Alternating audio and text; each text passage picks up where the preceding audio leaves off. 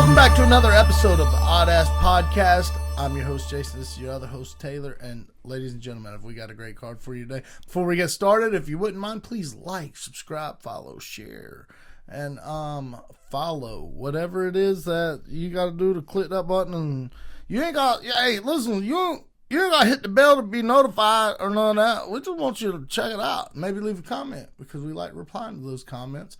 And we'll have conversations with all of our friends because we fucking love you guys.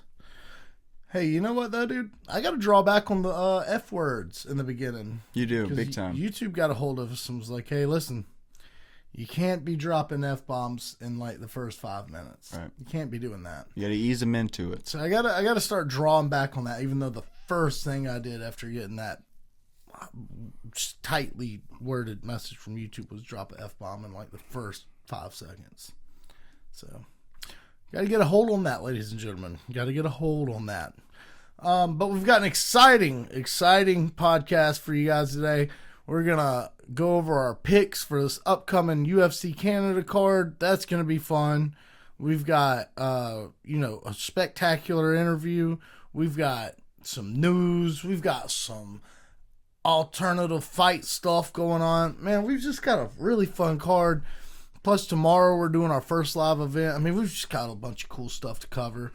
Shout out Conflict MMA. You know? Yeah. It's going to be fun. Yeah, Carolina cage fights, baby. Yeah. Fairgrounds. Be there or be a Care Bear. Yeah. None of us want that. Nope. None of us want that. Nope. You want a big rainbow tattooed on your belly? I bet some gay people would.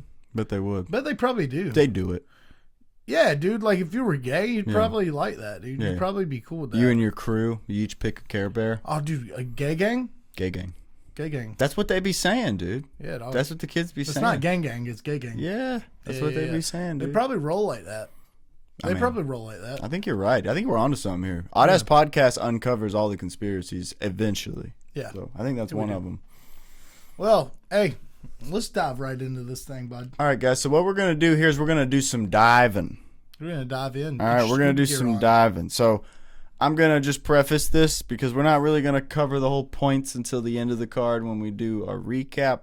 But this sumbitch whooped my ass on the picks last weekend. I mean, I don't even know if I got one right over him. I think all the ones that I got right, he also got right. And then every single one we picked different, he got right. So happens. I'm really hoping I can redeem myself here on this pick. This pick session. We'll see. Only time will tell, brother. Time will tell. Yep.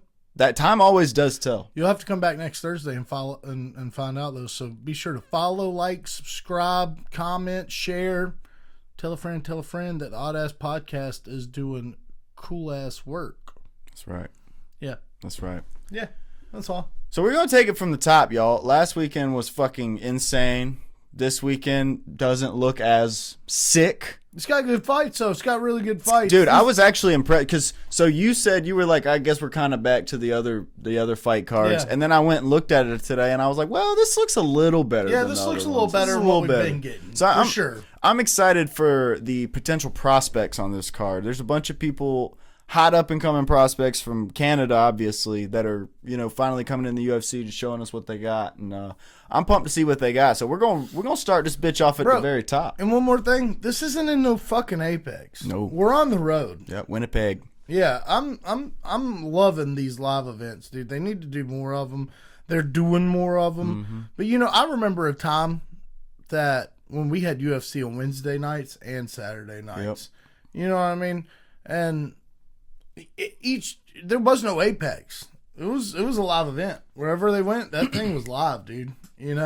So I just want to, maybe we ain't got to get back to Wednesday nights, but if it could be done twice a week pre-COVID, it could be done once a week after COVID. I agree. You know what I mean? I agree. I believe Henry Cejudo versus, no, who was it, dude? Who was the last Wednesday card?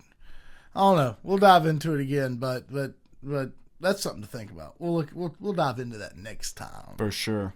Yeah. But for now, we're going to run this pick process at the top of the card with Jamie Siraj versus John Giannis. Now, I know that these guys are up and coming. Both of them, we don't really know much about them. So, me and Jason here, we're going to have to run through a little bit and, do a little digging on these homies. See where they fought, who they fought, how they fought, if they've won by KO, if they've won by submission, if they've lost by said things. Okay, so I'm going to be honest. They're close to the same in height. They're both 31. One's orthodox, one's southpaw. One definitely looks scarier and harder at working than the other. And it's the American. You're right. Jamie Siraj, though, looks like he was, molded. He looks like somebody, chiseled him out of stone. He sure does. So he's got that going for him at bare minimum. Oh, hell. Oh, hell. Not off to a good start for John Giannis. He do be KOing, though. He do be KOing, but not in UFC, don't. Not in the UFC. So far. Let's bring far. up Siraj. So far, no good. No, so far no good. Siraj, though, on the other hand, has been at the Tough Enough and the BFL. The BFL? That's where he's been? Big Fight League. Yeah, that's what I, was thinking about it. I depicted it as that in my head. He be sometimes KOing, but sometimes submitting. Yeah, he be sometimes KOing, but sometimes he don't be though. That's true. Yeah, rear naked chokes. He loves them. Hey, I'm gonna go with John Giannis on this. I'm gonna take Jamie Siraj. Yeah, just for the well-roundedness of having submissions in your arsenal. I'll be honest, that bites me in the ass a lot of times when I pick the more well-rounded fighter because the fucking other guy just knocks him out in the first 10 seconds. Yeah. And I'm thinking this is going to be like a chess match. Nope. He just throws fucking torpedoes at him like fucking Josh Hockett. Dude, John Giannis, he looks like he's going to be more compact. He's probably going to be able to take some punishment. He's been here. He's got his jitters out. Old boy's coming off of some shows that aren't so big, looks like. Not being ugly. I don't know the guy yet, so I can't have an opinion on him, positive or negative. So not being ugly. I'm just saying John Giannis he's looks like he's gotten his toes wet, bud. He has in the UFC, for sure. Yeah, that's all I'm saying. And can we just point out that shitty ESPN UFC website has everyone as a 0-0 record, so yeah, we can. We don't even know what their records are. Even though we're not with ESPN anymore in this new Paramount era, we can still say this is a multi-billion-dollar company that still can't get their shit together. Yep. Still can't get their shit together, bud. Exhibit A. Hey, guess what, though?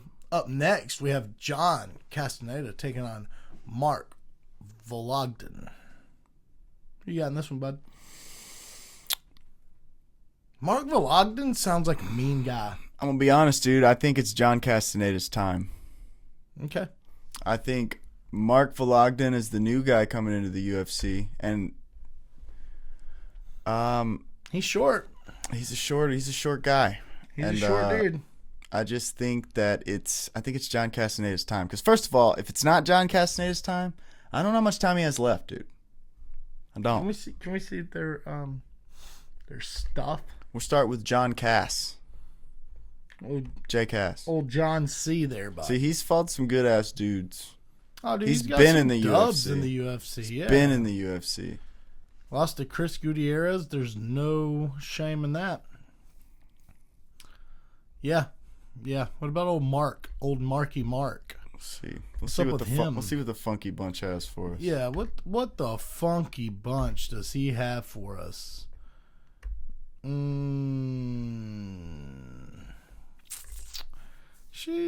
I'm gonna tell you what though, it's Hey, before he got up here though, dude, he's doing really good. He was until he got to the UFC level. Yeah, John Castaneda. Give me John Castaneda. Yeah, I think so. Yeah. I wonder if this was a last minute replacement. Kind of seems like it. It does seem like it. Because he's not from Canada. And he lost his Contender Series fight. Yeah. He must have put on a good showing, though, for them to be like, hey, did you want to come back? Like, all right, kid, this is your last shot. Yeah. Who's that you were trying to depict there? Beanie from Goodfellas. All right, that was a good one. Thank you. That was a good one. Hey, up next, Taylor, we have J.J. Aldrich returning to fight Jamie Lynn Horth. Now, I'm going to be honest. I don't keep up with these two that much. I don't keep up with these two that much. But I like Jamie Lynn Horth's name. I couldn't tell you who they've been beaten. I couldn't tell you who they've been beaten by. But I can tell you that both of them have taken dubs and L's in the UFC. Both of them are experienced, seasoned fighters. This should be a pretty good bout. And if it stays on the feet, though, I believe Jamie Lynn Horth is taller than JJ. Probably has a little more reach. And from what I remember, she's got some hands, bud. So that's my reason behind taking Jamie Lynn Horth. I will also take Jamie Lynn Horth. I think she's the more well-rounded fighter. And she's also been very active in the past 2 years, whereas you can't really say the same thing about J.J. Aldrich. So, I'm not saying that she's going to have ring rust. I'm just saying that Jamie's got momentum on her side. Plus, she's in her home, I don't know if it's her hometown or her home country. Yeah. So I'm taking Jamie Lynn Horth. She hails from there. She hails. She hails there. She does. Yeah. For sure. Yeah, so, yeah, she hails. we're united on that one. We're both going to take Jamie Lynn Horth. Yeah. Jason. That's right. Hey, up next, Taylor, we got Melissa Croden taking on Daria Zalesniakova. Hey, bro, that last name alone, can we see her record, please, we can. bud? I bet it's a bunch of grappling, bud. We can. Probably not, dude. Russians got great boxers. I think actually she's a striker. Orthodox, 5'9". Ooh. She's a striker. She be knocking fools out, though. Hey. She'd be decisioning a lot, but she got a sub and a KO. Yeah. She took a L with the sub by Aileen Perez. Yep. She beat Melissa Mullins. That's a good one. That's a good one to beat, I believe. At that level, anyways. What about old Melissa Croden? I believe she beat Mullins as well at some point in time or another. Maybe not. Maybe I just made that up in my head. She got KOs. She does have KOs. We got KOs, though. Yeah, give me Croden. I think I'm going to take Croden on this. And that's the only reason why right there.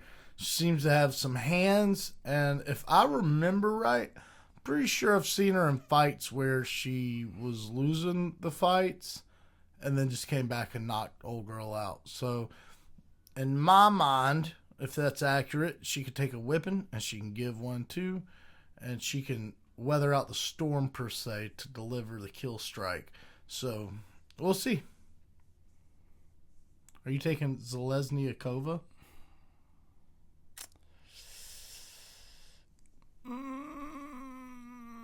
Let me go look at their stats one more time before I decide. Can't decide. Yeah, dude. 5'9", 30, 35, 68.5, 68. They're both orthodox. They have very similar stats, bro. Very similar stats. She has a 100% takedown accuracy. It's Zalesniakova. You know what? I think I'm taking Melissa Croden. Yeah. I think she's more of a KO hunter. Yeah. And that's what's going to be needed in this, because this is a striking affair, ladies and gentlemen. If it goes to the ground, it will be because it had to, because someone got knocked there. Yep. Hey, man. Why don't you announce this one? Up next, we got Tanner Bozer taking on Gokhan Saracom. What was that just saying? What was that just saying about that guy's name? Dragon Ball Z name. Dragon Ball Z name. He's got a Dragon Ball Z name. That's so what you know you were who I'm saying. going with? Gokhan. Yeah. Yeah, with Gokhan. I'm just also based on his taking name. Gokhan. First of all, he's from Turkey, dude. Yeah. And, there's just a little trend I've noticed in the UFC, and there aren't any bad Turkish fighters. Nah. It's kind of like Kazakhstan. I don't know a single Kazakhstani fighter when they announce them. I'm like, ooh, every time, dude. Yeah. Turkey's the same way. They're different, bro. I don't know if it's just horse meat. Probably. I think. I don't I feel know like if that's racist to say. I feel like it's just so hard to become a UFC fighter out of Turkey and places like that. So like when you do, it's because you are the best there. Yeah. You know what I mean? It's like there's no question, no one's topping you there. Like you have to leave to get better competition. Watch Tanner Bozer just come out and knock him out after we say all that. Into the second row. Well, I guess we're both taking Dragon Ball Z on that one. Gokhan Saracom. Hey, this next one's going to be interesting when Julian LeBlanc takes on Robert Valentin. Julian doesn't even have a face, dude. Doesn't even got one. Multi-billion-dollar company. He's a gray guy. Mm-hmm. 0-0 record, gray guy. It's like I just created him on the game. Yeah, not even yet. Yeah. Not even yet. He's not even created yet. Not even created yet. Yeah, it doesn't even exist yet. Give me Julian LeBlanc. Is that who you're taking? That's what I'm taking. Can you tell me why? He's a hot up-and-coming prospect, and it kind of seems to me, based on when you look at who they've fought and who they've won and lost to, they're feeding Robert Valentin to Julian LeBlanc. This is the guy that they fed to Gauthier recently. Ooh. And he knocked him out very quickly. Ooh. So I feel I feel like this guy has just become that. That sounds very disrespectful. I don't mean it in that way. Gauthier. I just mean, like, if I'm Dana White or whoever's making the Gauthier, yeah, that guy. Yeah, okay. I was thinking about Gutierrez. So I said, that dude's like a 145. No, I knocked him out in a minute. And his last 3 fights, he's been KO'd or beaten. So he lost to Torres Finney, lost to Ryan Loder, which I don't see how that was a title. I saw that earlier. It doesn't make sense. It's not a title. The Ultimate Fighter. Is that what it was? Finale. Oh. Yeah. I didn't know that counted as a title. That's interesting. Oh, yeah, dude. And you get a crazy cool trophy and like $100,000 or something like that. Maybe it's $100,000 contract. I don't know, but either way. Hey, dude, guess who I'm taking? Who? Lil White. Who? LeBlanc. Oh. LeBlanc. yeah, Lil White. I thought you were saying Lil White, like the rapper Lil White. No, The White. Julian the White. Yeah, I'm taking him too. Yeah. I just feel like this is his ticket out of the UFC. You know, again, no disrespect, and Julian LeBlanc's ticket in, because I believe this is Julian LeBlanc's first UFC fight, and he's like, you know, the other guys from Canada they have on this card who are just like tearing through everyone in Canada. Dude, he was just fucking on people. Yeah, I can say it now. It's been a couple minutes. Yeah, you can. We're past the threshold. Yeah, dude, he was just fucking on people. Darian Weeks. Yeah, is that who that is? They beat. Man, sure is. Man, that's a good dub on the scene right there, and bud. It's a TKO. A good dub right there on the scene, bud. Yeah, so we're both united again, Julian LeBlanc on that. And I want to say the next one. Do it. Up next, we got Dennis Bazooka taking on Marcio Barbosa. Is that how you say? Is his name Bazooka? Bazookia. Which is even cooler to me. I would say Bazooka. Well, yeah. Or Bazooka. Bazooka. I Bazooka. You know so this one's interesting to me. So I was looking into this and I was like, oh, this looks like a pretty even match. And then I started looking into this Barbosa dude. Do you know this Barbosa dude? His name does seem familiar. Dude, he's a fucking monster. I don't know the Bazooka guy. I've seen him fight once or twice, but dude, that body style. Look at the body style. That wins MMA every time. This? No. This other guy. Dude, look at this guy's record. This dude has been running through motherfuckers, dude.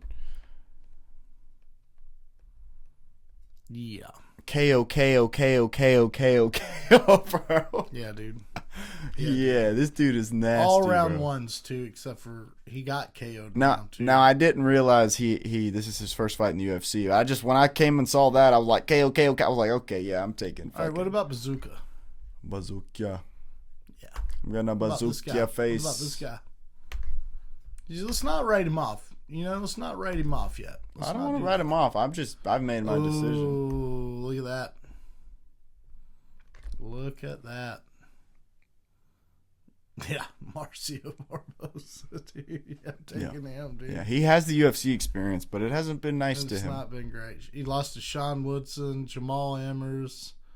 Yeah, let's go. Let's go for Barbosa. Hey, guys, guess what? Up next, we have Thiago Moises taking on Gage Young. Now, I do have an opinion about this one. Me too. Yeah, I'm taking Gage Young. Me too. Yeah. Gage Young is young and hungry, dude, and he's looked very good his last couple fights, dude.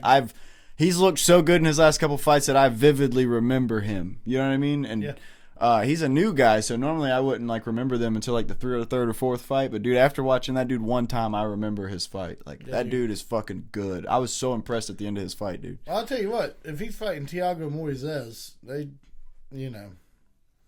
that's going to be a battle. It is. It's going to be a battle. Well, it might not be a battle, but what I'm saying is like it should be. Yeah, right. They're both very gifted fighters, but Gage Young got that dog in him, man. I think Thiago Moises sometimes kind of relies on his jiu-jitsu a little too much, where you can't do that in this sport, dude. That's what gets your ass beat. Yeah. When you think, oh, it's okay, I always have jiu-jitsu in my back pocket. No, dude.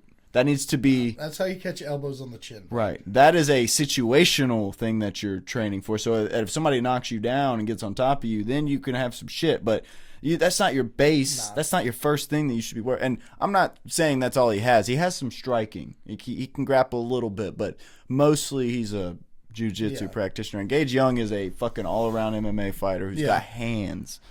So, yeah, Gage Young it is. Up next, we got Jasmine Jasdavicius versus Karine Silva. Hey, let's look at both their records. Let's do it. Let's break this down. Pretty good. Ooh. Hey, Jasmine Jasdavicius, I'm pretty sure she robbed the last fight. Or the fight before that. Whichever one. I don't know. One of these, maybe it was... dude, maybe I'm thinking about someone else, but I'm pretty sure she was either robbed or robbed somebody. But I guess not, because before that she got a sub. Before that it was the decision with Mayra Bueno Silva. And I remember Jasmine winning that pretty handedly. Lipski da Silva, maybe? Who knows? No, that was a sub. I don't know. But at any rate, I'm probably gonna take Jasmine.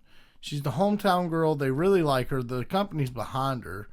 She twerks when she gets done. You know what I mean? Does she? Yeah, dude, she's the one that twerks when she gets done. I didn't know that.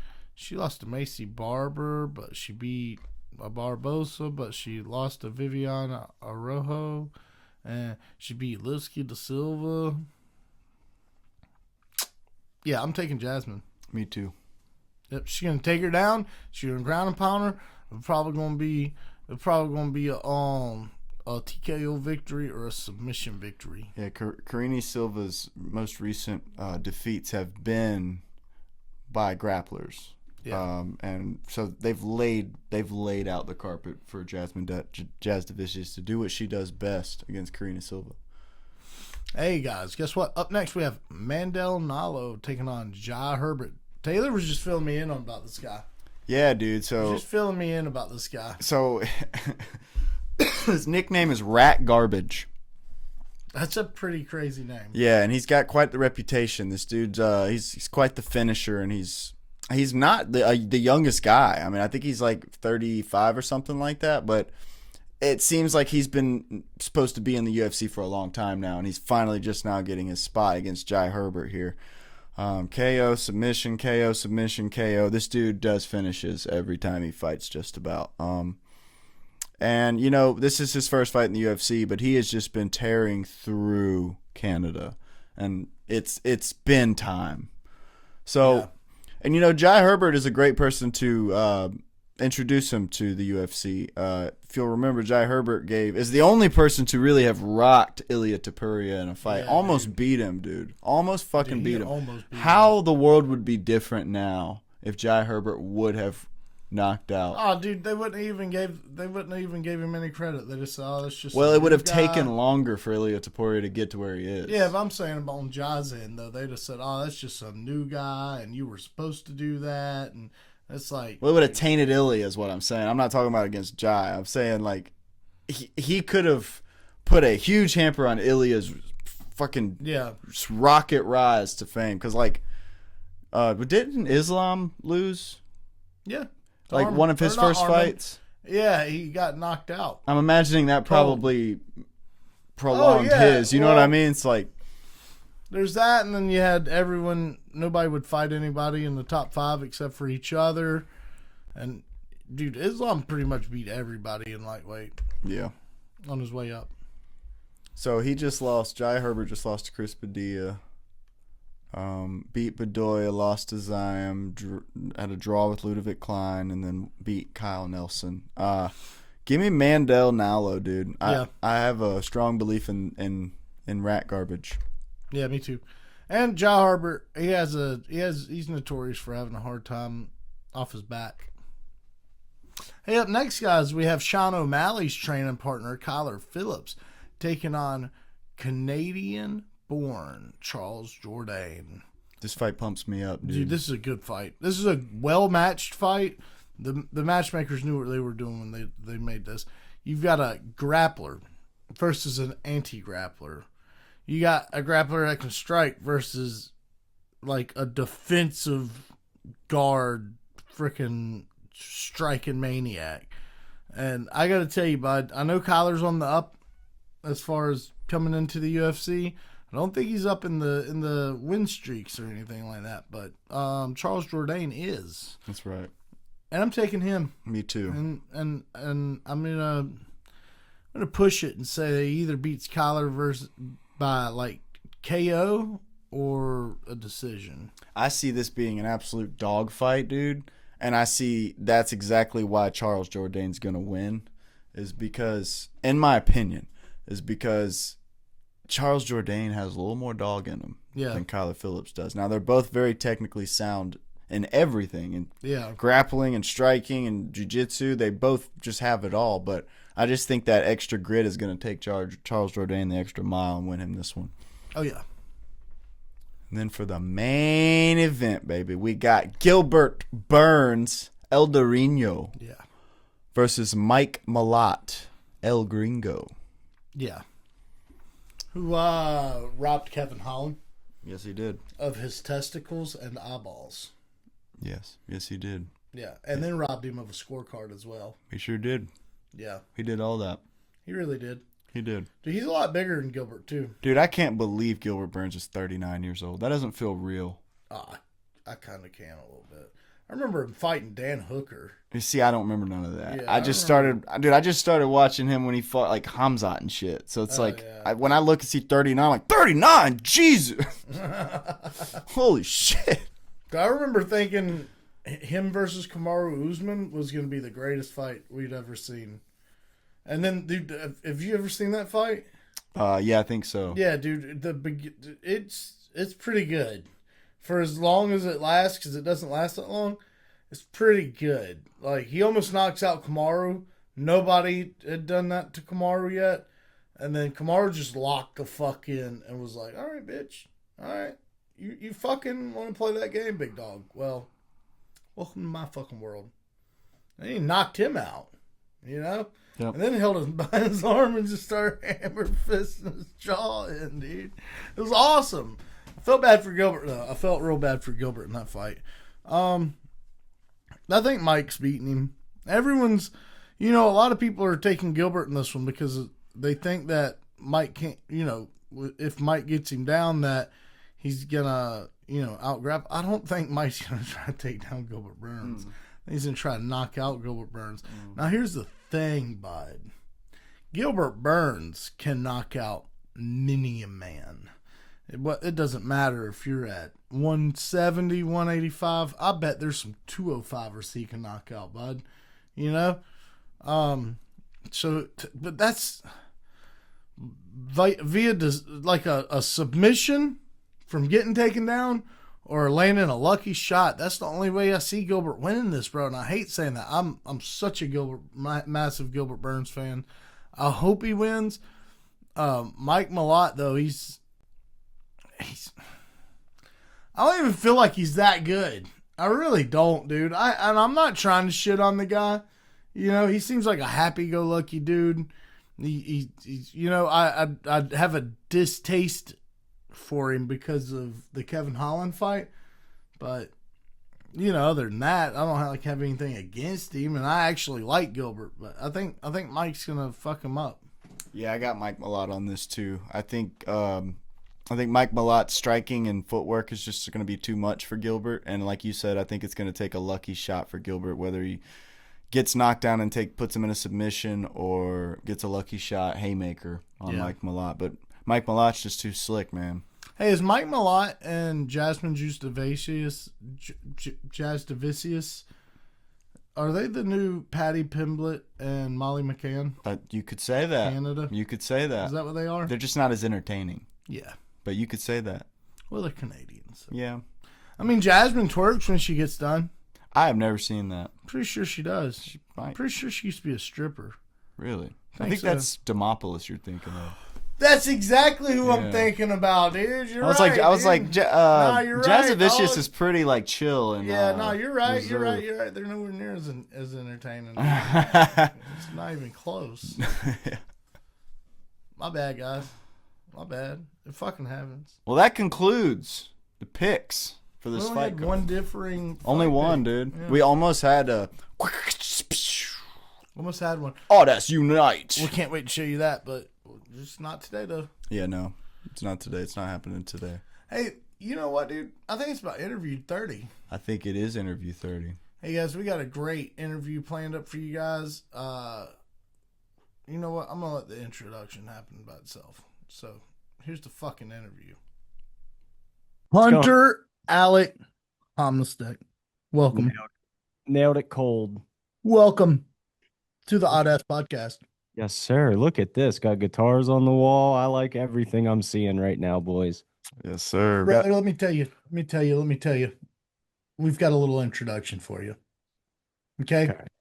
General manager of 24/7 Fighting Championships. Writer. Musician himself. Podcaster. Marketer. What do you not do, bro? What do you not do? Water ski, ice skate, roller skate. I suck at all those things for sure. Okay. But you have done them. I've tried them. Yeah, I've definitely tried. That's not the question. What have you not done? What have you I not done? Man. What will you I haven't reached my final goals, bro. That's what I haven't done. That's why we're on this path. He's a goalist. There we go. He's a goalist as well, ladies and gentlemen. Nah, brother. Hey, welcome to the Oddass podcast. It really is a pleasure having you here, bro. We've looked forward to this for months, dude. For months, we've tried to get this thing together, and this is going to be fun. I've just got a feeling, man. I couldn't agree more, man. It's been a long time coming, but well worth the wait. Absolutely, dude. So, hey, let's just have a solid session, brother. What have you been up to, dude? Oh, man. It's kind of funny, actually, that it's taken a little while to hook this up because so much has changed in the meantime, man. At first, I think we were talking around the time of Sunny Days Arena opening, and we had the Kama-worthy Luis Pena rematch to open up the grand opening of the venue. Since then, man, that was August. That was August 9th, 2025. And I don't know if this is totally live or not, but it's April 16th now. Okay, so for people listening, we're recording on April 16th, 2026. So during that stretch from August to April, we've added an upstairs stage at the venue. We've added a main stage downstairs for bands at the venue. We've had our first comedy show at the venue. We've had our first upstairs local band concert at the venue, and we've had our first main stage full arena concert at the venue, as well as 5 or 6 247 MMA or grappling shows. Flow Sports was here for Who's Number One in October. Jeez. We had Armored MMA here twice. They're out of Nashville, and they're just absolutely blowing up. They're incredible. We've had a lot going on, man. Needless to say, it's not just 247 fighting anymore by any means. It's Sunny Days Arena, and it's opened up a world of opportunities for us.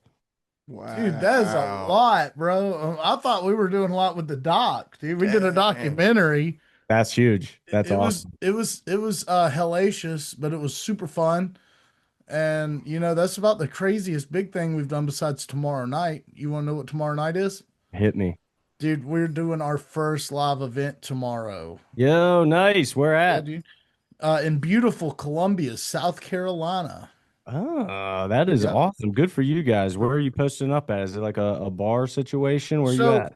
So tomorrow night is gonna be I'm hosting the weigh-ins, and I'll be the guy doing the face-offs and all that good stuff.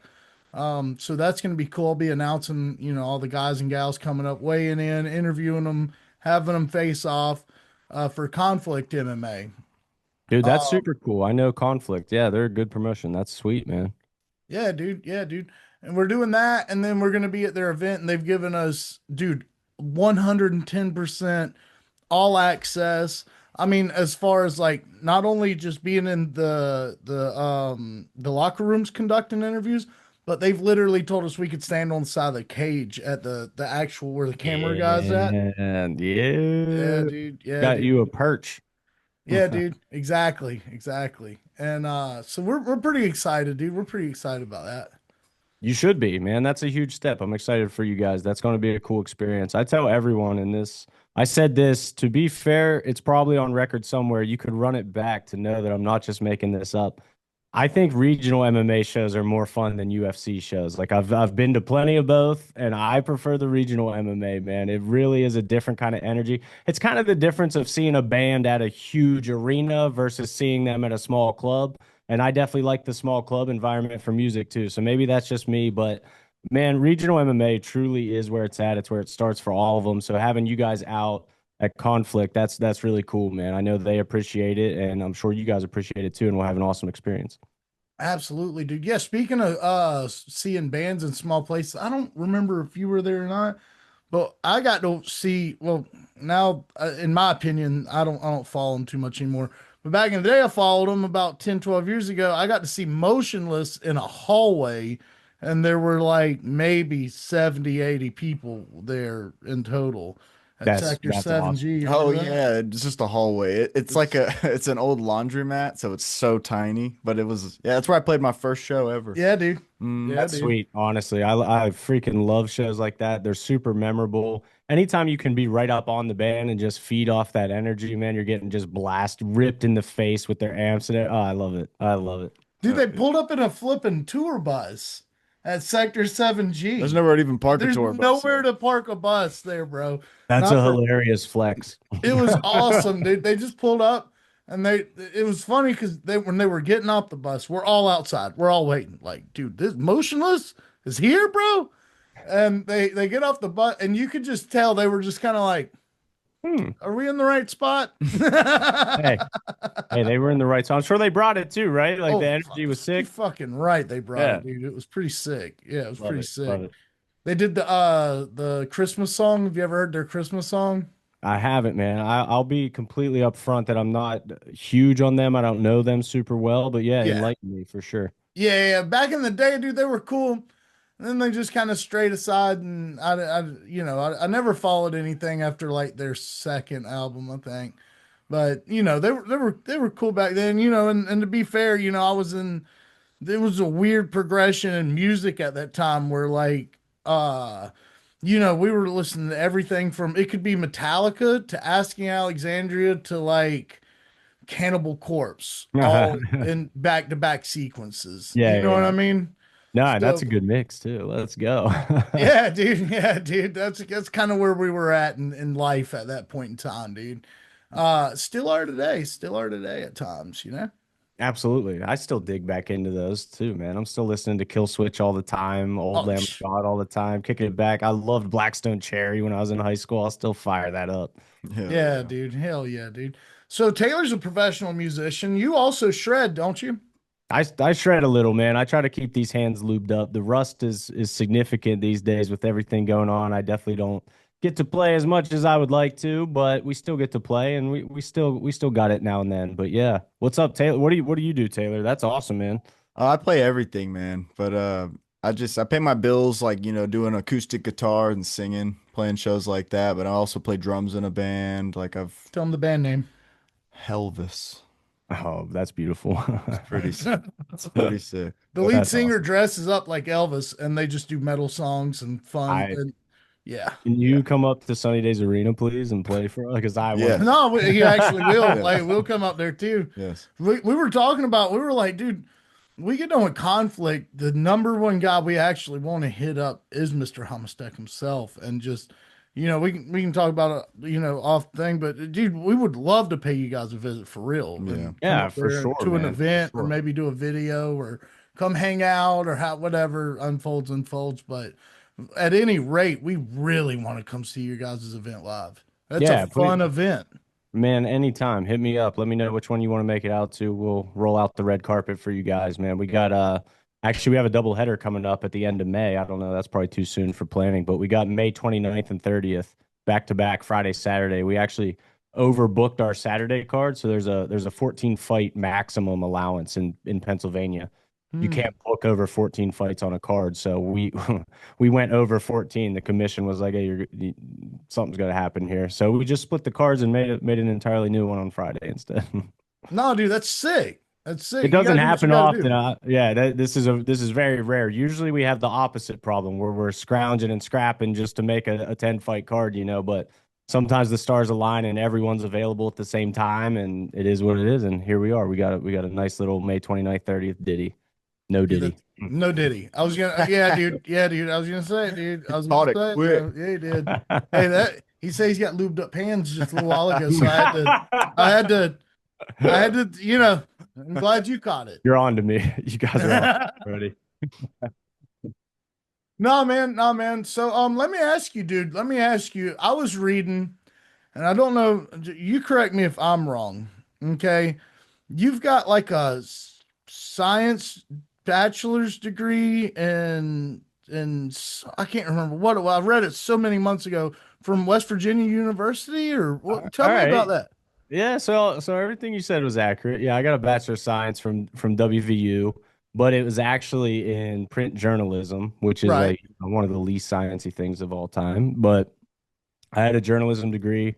I originally did go to college intending, excuse me, to be a brain surgeon. I was on a pre-chem path, med school path. My sister is a little older than me, and she was doing the med school thing, and I was, directionless out of high school, basically. Like, I don't really know what I want to do. Seems to be working out really well for my sister, so let's just try that. And I had good test scores and got in their honors college and stuff, and I was just that arrogant high school kid that thought he could do literally anything. So I just picked the what I thought was the coolest job in the world, which was being a brain surgeon, obviously. Yeah. So let's do that. Got a few years in, doing fine, and then I hit organic chemistry, and things were not so fine Oh anymore. shit. Organic chemistry, if anyone listening is thinking about going to college for the sciences, organic chemistry is when you learn if you actually like science or not. Up to that point, you can fake it. You cannot fake it through organic chemistry. It was the first time in my life where I could not fake my way through tests and fake my way through homework, but there was a real science to it, appreciation for it. And if you weren't down, if you didn't want to learn it, you just don't know. It's like jujitsu. Like you're not going to just fall into an armbar without learning an armbar. Like stand up, any reasonably strong adult male might knock you out if you get in a street fight. Like everybody can kind of ball their fists and throw it. Now, Yeah. I'm not saying everybody can throw it with perfect technique, but like you're not going to accidentally omoplata somebody. Like you got to No. know how to do that. That's how organic chemistry is. Like you're not accidentally figuring this shit out. So Yeah, that's no, dude. that's when I had a little bit of introspection and I was like, do I actually love this? What do I actually want to do?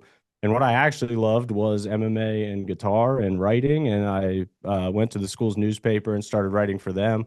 Eventually became the editor there, the arts and entertainment section, and just everything spiraled from there, man. I started working for Bleacher Report while I was still in college covering MMA. And from there, it was just kind of a wrap. Like I had my mind made up that I was going to do something in that realm. And I've literally just ridden that train since then, taking opportunities as they pop up. Dude, no, that's slick, dude. That's slick. So you went from being a brain surgeon to a journalist to now you enjoy shredding guitar and watching people get their brains kicked in. Yeah, yeah. See, it all works It out all in comes the full end. There's circle, Just don't like me, yeah, dude. yeah, Yeah. yeah. Just like me. Taylor was going to be a brain surgeon once. Yeah. Nice. That's No, crazy. no, he wasn't. He wasn't going to Ah, do that, man. Taylor. I See, I can't say believed it too. I was like, you look like an upstanding young gentleman. that. Yeah, nah, dude, nah, dude, nah, dude. Not me. I mean, it's pretty obvious looking at me. This dude's not a brain surgeon. Come on, let's be real. You'd have to put one of those hair nets on, dude, because if you probably get like a little hair in there or something. Yeah, yeah. Let me just pick that out for you. Sorry. Yeah, G, you know what I mean, dude? You know what I mean? Did you do the whole like flip? You always see the videos online of the guys with the little grabbers and they're like folding layers of an apple or some shit. I know what you're talking about. No, I never got that far, man. I pieced out way before we got to that. Okay, cool. Because that's like on some next level Iron Man type shit. You It know what I really mean? is. Yeah, it really is. I mean, it is amazing what people can do, and I am very glad, excuse me, that I'm not a brain surgeon. And knowing what it takes to get through that path does make me feel better if I ever need brain surgery. Like the guy that's doing it definitely got there on merit and put some good time and energy in. He probably deserves to be there. Yeah, dude, he's definitely got a black belt or better. Yes, You exactly. you know what I Exactly. mean? Yeah. Yeah, yeah. Yeah, and then like even my sister, like I said, she was on the med school path and she is a doctor. She finished the job, unlike me. She stayed to the path. And just seeing what she went through, like as her journey progressed, and then she got to med school and was going through med school, just watching it all, I was like, I made the right choice. Like that wasn't for me. That definitely Yeah. wasn't going to be for me. Hey, so let me ask you, man. I'm gonna dial it back a little bit. I'm gonna dial it back a little bit. Um, what is the most stressed you've been putting on one of these events? Dude, oh my goodness Yeah. gracious. Oh yeah. Fantastic question, first of all, because You're always stressed. yeah, exactly. The stress is always real, but the fact that a few moments popped in my head tells me that it's probably the answer. There was one time that we had a show scheduled. I actually remember the dates, October 24th. So October 24th was a Saturday. And on Tuesday of that week, of fight week, we went into the venue that we were supposed to be at. It was in Robinson Township, Pennsylvania. This was before we had Sunny Days Arena, had our own venue, and we were renting spaces for our shows. We went in on Tuesday. And the person that we had talked to at the venue, their general manager was like, I I need you guys to meet somebody. They have a few questions about the show. And we didn't think too much of it. We were like, all right, like cool, yeah. I know MMA, like you've never had an MMA show here. You got some questions. This woman comes out and she's clearly like a few levels above the general manager that we've been talking to. I don't Oh know if she was fuck. like, yeah, I don't know who she I still to this day I'm not sure what her position was.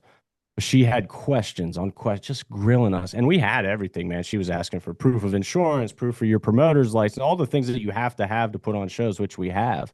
But even after we provided them, she was like, okay, our legal team's going to need to look these over and it may take a couple days. And we're like, a couple days? It's Tuesday and the show's on Saturday. We've had Yeah. this deal for 3 months. Like, what is happening right now? So while this is happening, Ryan Middleton, the owner of 247, shout out Ryan, the Yeah. reason Shout the out Ryan. reason all this is here. Um, he just leaves in the middle of this conversation. Like I could tell like he's gonna flip out, like he's losing it inside. So rather than flip out, he just leaves and starts making phone calls to any other venue. We're trying to switch the venue because we just see the writing on the wall. Like the legal team's going to make something up, or the legal team will say yes, but even still, like the risk is not worth it because if they say no and it's Friday, well, now we actually don't have time to pull this off. So, Yeah. so it's Tuesday, or Wednesday, maybe even. I could find in my phone pictures That's and stuff. scary. I'll actually send it to you guys. So if you want to edit some post pictures, it's crazy, man, as the story goes. So this was happening as we were getting into Sunny Days Arena, but Sunny Days Arena wasn't ready yet. So we didn't have occupancy permit here yet. The build out wasn't done. So it was just like a construction disaster. Excuse me. Sorry guys. I keep You're good. You're good, freaking brother. You're good. freaking Pepsi Hey, Zero. dude, belch right into that fucking microphone like a Next man, one's bro. next one's coming in hot. Yeah, dude. Yeah, So, dude. Yeah, dude. so we're calling everyone, man. We're calling all of our usual venues, and of course, on a few days' notice, man. That's tough for anybody to accommodate that. So nobody could make it happen. So we call our landlord here at Sunny Days Arena, Doug Mercedes. Also, shout out Doug and Mercedes Motorsports because Shout he's out, the Doug. freaking man, dude. Um, we're like, Doug, can we have a show at Sunny Days Arena? Look, we know we're not open. We know we don't have occupancy. Like, what's going to happen? And he's like, listen, this is not the move at all. Like, this could ruin everything you guys are working for if you do this. However, next door is the trampoline park, and it's this adjacent, abandoned for like a month or two trampoline park that had just shut down over the summer. And he's like, their occupancy permit's still valid. If you do it, you do it. I didn't see anything, kind of thing. Oh shit. Oh Heck. man, and it was a full on trampoline park. Like the trampolines were still there, everything was still set up. Our job was basically in 3 days, can you turn a trampoline park into a proper venue for an MMA show? And our crew, man, they are literally the best. I tell everyone, like I put 247's team against anybody's pound for pound, and that includes the UFC with the budget and the things we got to work with, we maximize that shit. Hell like yeah. like we squeeze that lemon, bro.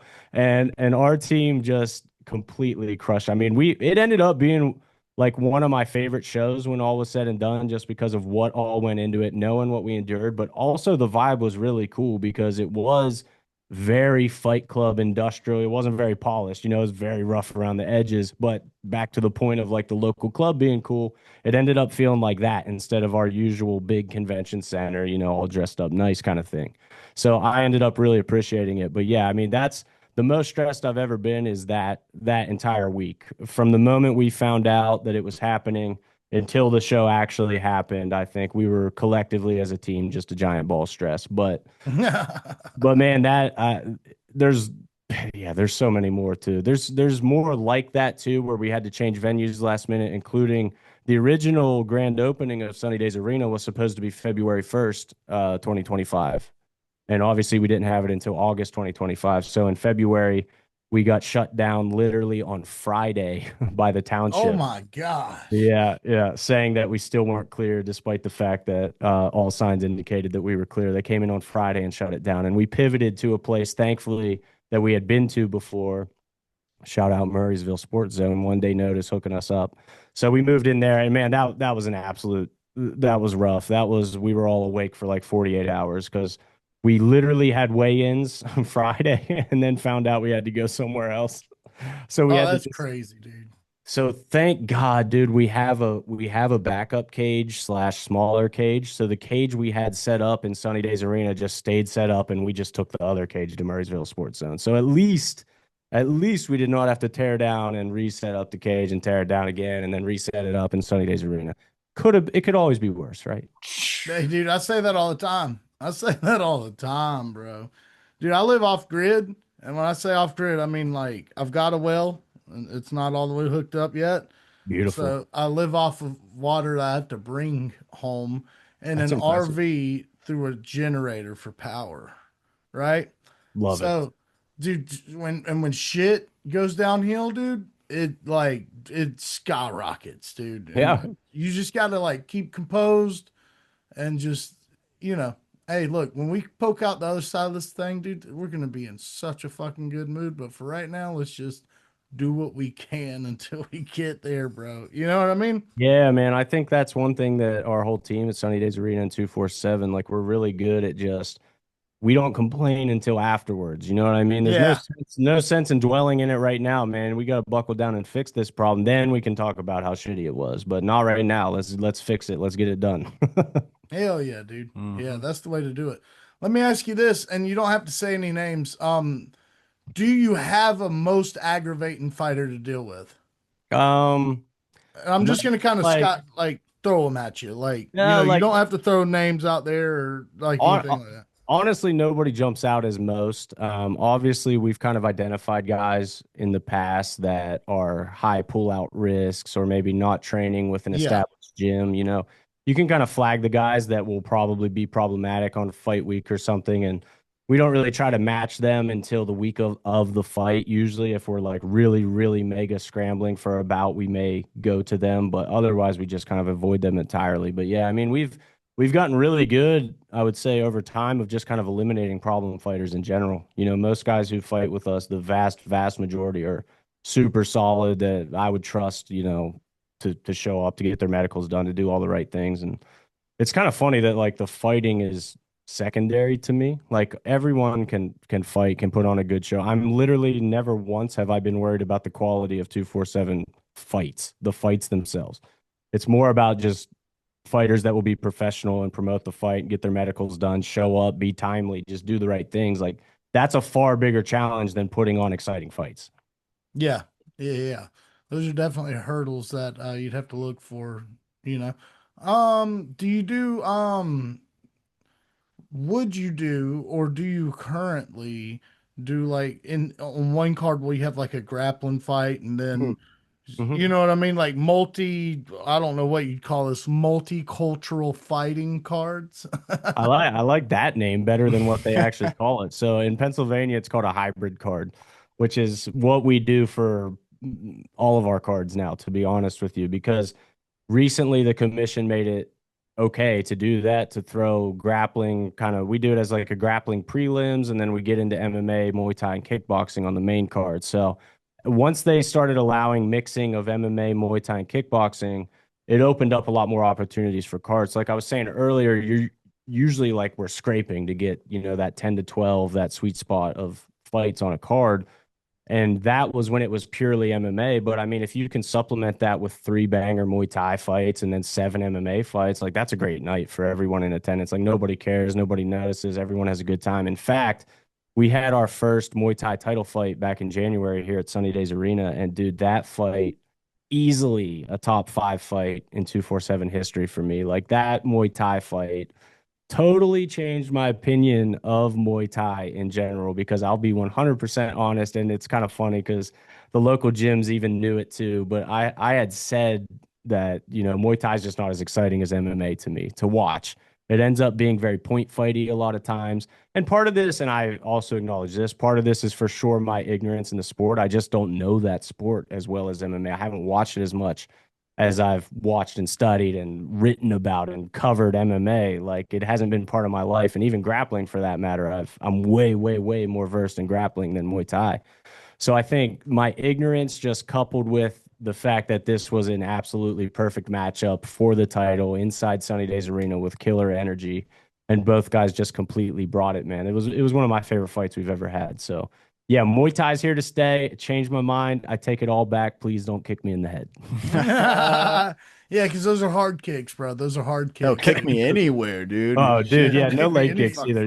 No kicks. Yeah, I Yeah, like that rule. No kicks. yeah. Let's not do that. Let's not go down that road. Let's ask you some odd pod questions, brother. Let's go. Do you believe in aliens? Yeah, 100%. Where do you think they come from? Hmm. That's a fantastic question. They come from probably places that we've never heard of, would be my guess. Do you think they could be in the ocean? Yeah, for sure. Yeah, Yeah. dude. Yeah, yeah, yeah. Do you keep up with any of the government hearings on UFOs? Not deeply. I'm aware that there have been government hearings that acknowledge the existence, but that's about as far as I've gotten with it. You ready for me to blow your fucking mind, dude? Yeah, dude, please go. Let's Dude, they go. said, dude, this was under and this wasn't the senators or congress people, so that they can get away with lying under oath. You know what I mean? The Mhm. average Joe, and I say average Joe loosely because these are like freaking admiral level fighter pilots and shit for the Navy.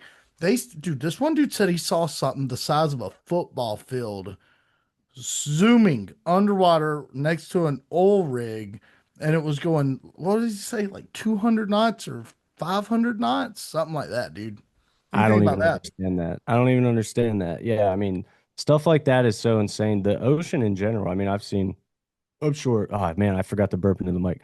I'm Yeah, sure you we've got to do it in the seen. mic, bro. You got to do it in the mic. I'm sure we've all seen the stats about the just size and vastness and how much of the ocean is unexplored versus what we actually know about. So yeah, dude, like would I be shocked at all if tomorrow there was the acknowledgement of some football field sized, massively, insanely fast ocean creature? I would be 0% surprised. I'd be like, yeah, of course that exists. It was only a matter of time. Dude, I saw one time. And Yeah. what's crazy is it was legit the size of a football field, and it was a rectangle. My mom saw it too, and so did about 12 other people on the side. I'll tell you the exact highway. It was Nashville Adel Highway in South Georgia. Uh, there was a state trooper that even saw it.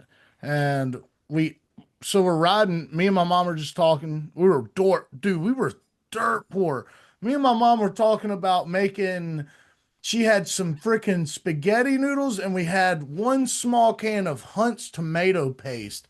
And we were going to put it on there, and we were going to make spaghetti. And we were just talking about how we go about visualizing it's a steak. I think I've told you this story before. You've told it on the podcast. Have I? Oh yeah. Oh, okay. Anyways, we're riding, dude, and all of a sudden the fucking sun goes away, like in the cab. The fuck, Hmm. and we just kept talking for a few moments. I remember thinking, That's weird. I don't see any clouds." And we keep talking for a moment, and then this thing kind of comes over the windshield, kind of takes over the about a tenth of the windshield. And we both look up, and there's this fucking rectangle, bro, and it's going about like this speed here. It's not going fast, dude. And because in every one of these, when you hear one of these things, they're like, "Oh, it was zooming. I barely saw it." No, dude, this thing was a rectangle, bro, and it was just doing this. Everyone on, and there was like 12, 14 cars pulled over on the side of the highway right then and there. One was a state trooper. Everybody got out of their car and went straight to that dude. I was like, "Yo, what the fuck is that? What is Help, that?" help. Yeah, and what's crazy is there's an Air Force base.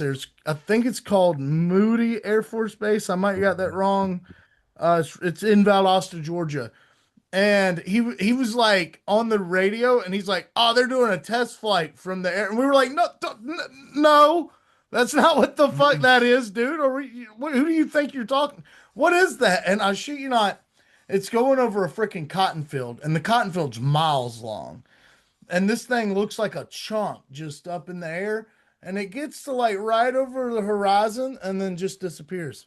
I love Never it. like a no, it just kept going, Nothing. and then it I was I gone. appreciate that story because it's not dramatic at all. You know what I mean? It's just very like it was there. Nothing really happened. Nothing was crazy, but It here we was are. nothing, dude. Yeah. No lights, no like orbs, no like nothing got abducted, no floating cows, and it just kind of went until it was gone, dude.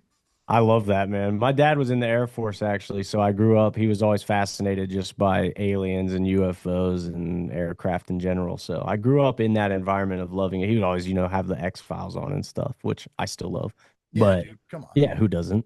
And that's always intrigued me. And like now knowing that they're confirming it is just like, I don't know. Do you guys feel like the world didn't react hard enough when that came out? We just I all feel kind of like accepted that. I feel like everyone's algorithm's different, and that whatever three-letter entity put that out there, kind of controlled where it went. Hmm. Maybe the diehards all saw it, right? Because we're all into it, and they're like, dude, these guys talk about it and live and breathe this stuff all day. Who cares if we send this to those guys? But like other people that I worked with or hung around with, like had no idea stuff like that was happening. That's crazy. So do Yeah. you think, not to just turn the No, interview absolutely. down Go on you, ahead. but do you think they're among us now in disguise in Oh everyday yeah. life? Yeah, Yeah. that's awesome. I hope so. Yeah, I definitely think so. And I think some of it's us. Oh, I definitely think some of it's us. I think that have you heard the Bob Lazar story? I'm aware of him from the Joe Rogan podcast, but yeah, I don't really know it super well. Okay. So dude was reverse engineering craft not built from here, right?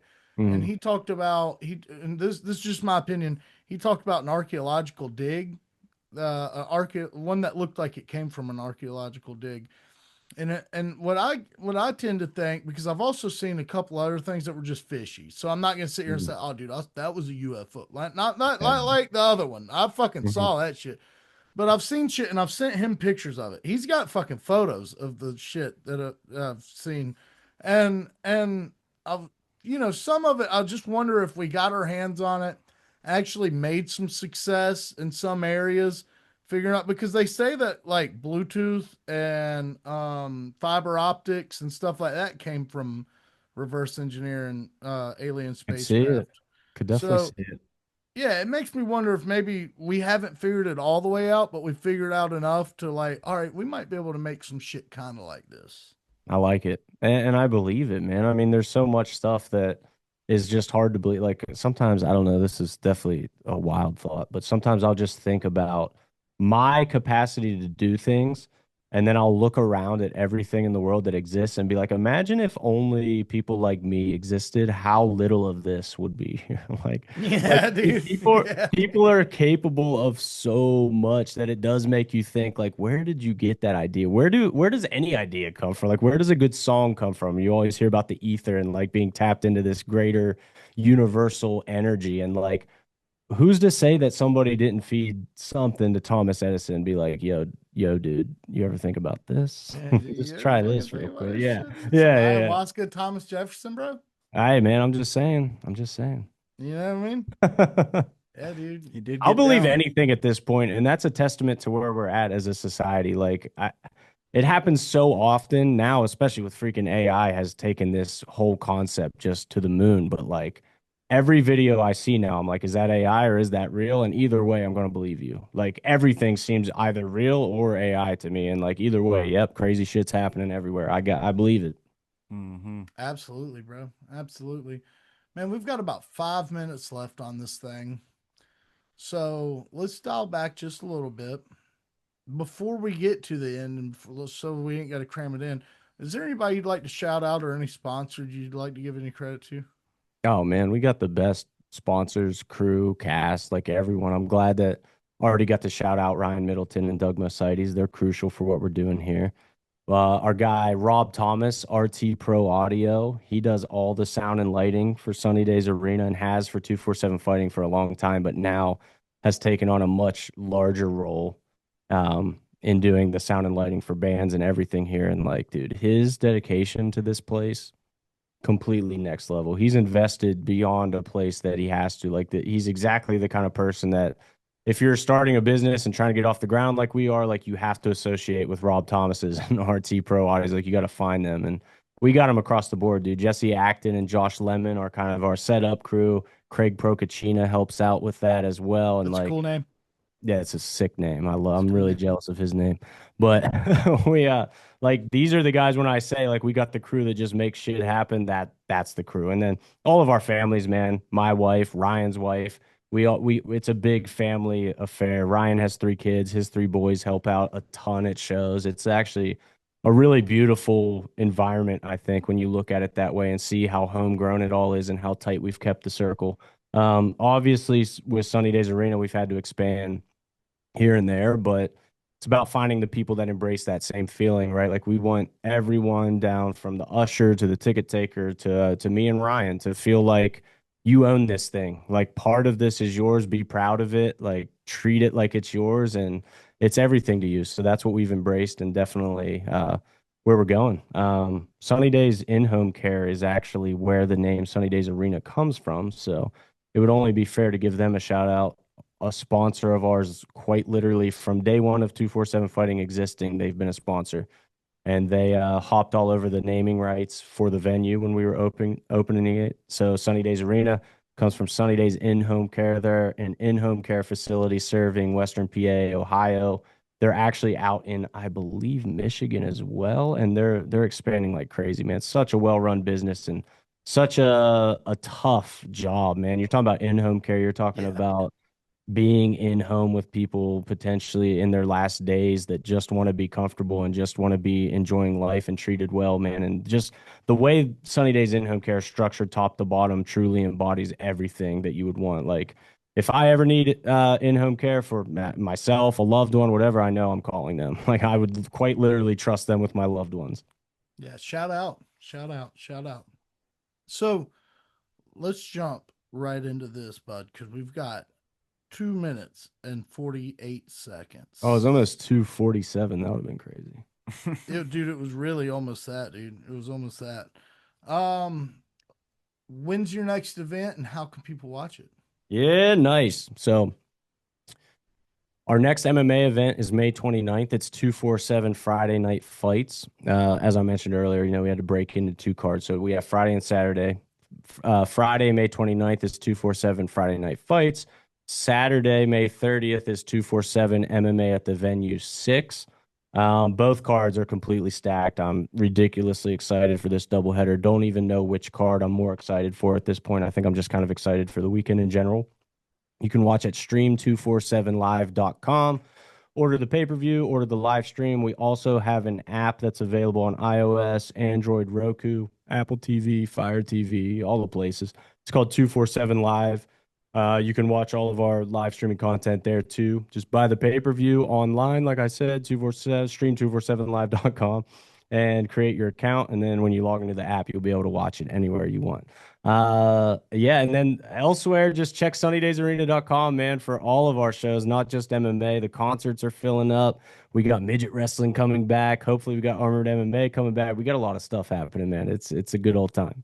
Dude, we're going to have to get Taylor up there. We're going to have to get some odd pod sessions going up there, bro. We got to come visit. Yep. That's just Yeah. fun, dude. Hey, make it happen, man. You got my contact information. I love what you guys do. I appreciate the grind that you're on with this thing and growing this brand. I know how tough it is. I'm excited for you guys, too, to cover conflict and see how that goes for you. I think you're going to have an amazing time. It's going to be good. You remember those old videos of Joe Rogan at the face-offs, and he'd be like fucking locked in, bro? I'm gonna be the only guy up there, and I'm gonna be that guy, dude. Do that. You know 100%. I've already been practicing just in case it gets a little rowdy. You know what I mean? Please do. I've got this, dude. I've got this, dude. I fully believe in you, man. You got the size for it. You're good. You're good. Yeah. I got the voice too, bro. Yeah. Yeah, just calm them down. Listen, the guys don't really want to fight at weigh-ins. It's all posturing. You'll be fine. You'll be fine. That's right. That's right. Well, brother, this has been a pleasure. Thank you for coming on. We can't wait for the next one already, dude. This has been such a pleasure. Thank you so much. Yeah, same, man. Let's book it. I'll run it back anytime. Thank you, everyone, for listening, and thanks for having me, brother. It really does mean a lot. Thanks, brother. Hey, stay odd. Yeah, odd. Later, brother. Later, dude. Hey, you know? Yeah, when you do it and I mean, you know. That's what happens. Solid fella. Came on, gave some good time. That was a solid interview. Thanks for coming on, brother. We appreciate it. Dude, that's a bro.